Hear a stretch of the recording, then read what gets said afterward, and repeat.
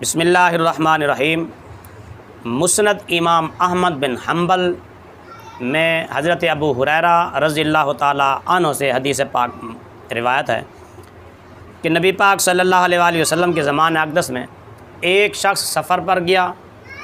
جب سفر سے واپس آیا تو اس نے گھر والوں کو ذرا تنگ دستی میں پایا، کھانے پینے کے لیے کچھ نہ تھی، کوئی چیز نہ تھی ان کے پاس۔ جب اس نے اپنے گھر والوں کی یہ حالت دیکھی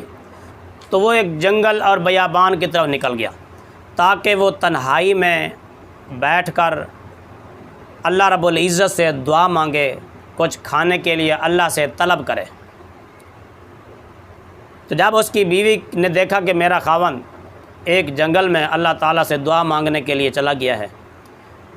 اور جب اللہ تعالیٰ سے میرا خاوند دعا مانگے گا تو یقیناً اللہ رب العزت اپنے بندوں کی دعاؤں کو سنتا ہے، قبول بھی کرتا ہے، تو اس نے کھانا پکانے کی تیاری شروع کر دی کہ میرا خاوند دعا جو مانگنے کے لیے گیا ہے تو اللہ تعالیٰ ضرور عطا فرمائے گا۔ بیوی کو اتنا یقین کامل تھا کہ اللہ تعالیٰ سے جو بھی مانگیں گے اللہ تعالیٰ ضرور عطا فرمائے گا۔ اس نے کھانا پکانے کی تیاری شروع کر دی، حتیٰ کہ اس نے چکی کو صاف کیا اور اس کو تیار کیا، حتیٰ کہ اس نے پھر تنور کے اندر آگ بھی جلا دی تاکہ تنور گرم ہو جائے اور پھر کھانا پکانے میں دیر نہ ہو۔ اور یہ سارے کام کرنے کے بعد وہ خود بھی دعا میں مصروف ہو گئی، دعا مانگنے کے لگی، اللہم ارزقنا، اے اللہ اپنے خزانہ غیب سے ہمیں رزق عطا فرما۔ تو پھر تھوڑی دیر کے بعد کیا دیکھتی ہے، فنظرت فاذا الجفنۃ قد امتلأت، دیکھا کہ جو چکی کا جو پاٹ تھا آٹے والا وہ آٹے سے بھرا ہوا ہے۔ وذهبت الى التنور فوجدته ممتلئا، پھر وہ تنور کے پاس گئی، دیکھا تنور بھی روٹیوں سے بھرا ہوا ہے۔ ادھر اس کا خاوند جنگل میں بیابانی میں دعا مانگ رہا ہے،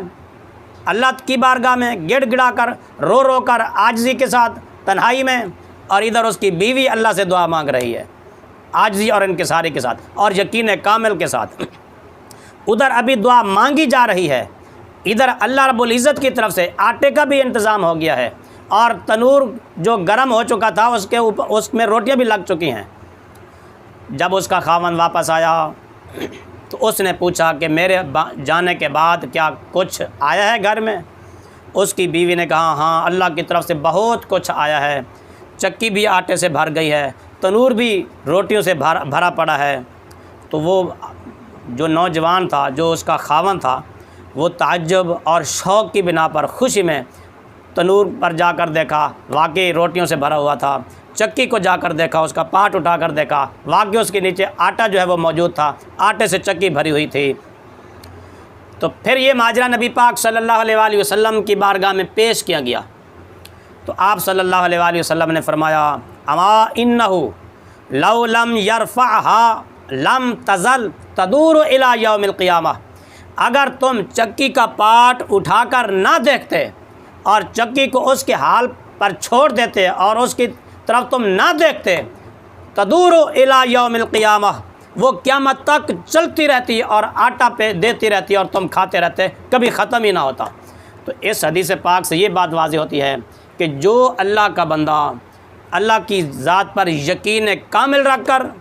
صدق کے دل کے ساتھ، یقین کامل کے ساتھ، گڑ گڑا کر عاجزی کے ساتھ دعا مانگتا ہے، ابھی وہ چہرے پر ہاتھ نہیں پھیرتا، اللہ تبارک و تعالیٰ اس کی دعا کو قبول فرما لیتا ہے، اور جو کچھ بھی وہ مانگتا ہے اللہ تعالیٰ اسے عطا فرماتا ہے۔